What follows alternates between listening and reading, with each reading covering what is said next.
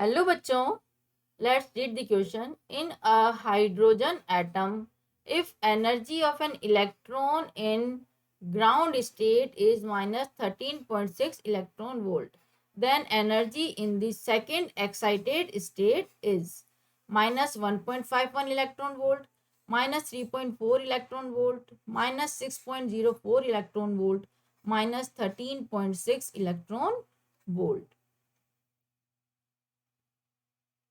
हमें second energy of electron in ground state की given है और पूछा है energy in second excited state.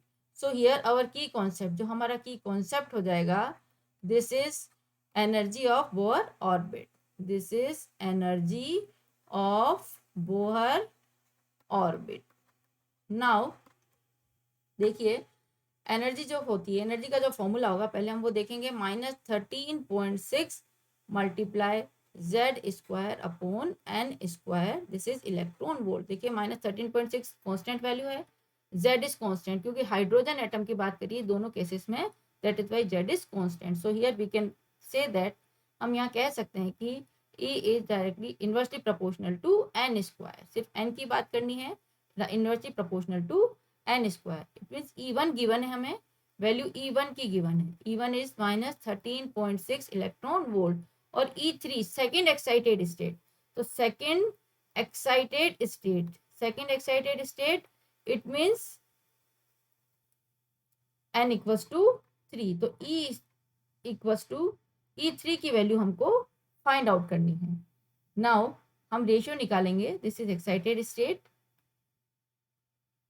Second excited state, this is n equals to 3. तो E3 की वैल्यू फाइंड आउट करनी है.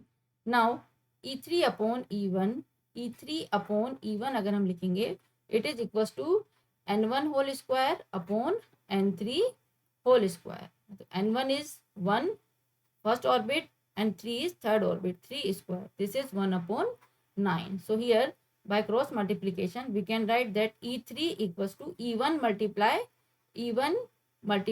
1 upon 9. E1 की वैल्यू गिवन है -13.6 मल्टीप्लाई 1 अपॉन 9, इलेक्ट्रॉन वोल्ट में वैल्यू है. तो this is equals to -1.51 electron volt. तो E3 जो आएगा, energy in second excited state, this is equals to -1.51 electron volt. तो आंसर इज ऑप्शन 1. देखिए option 1 is correctly match with our answer, -1.51 electron volt. So here correct answer is option 1. Hope you understood it well. Best of luck.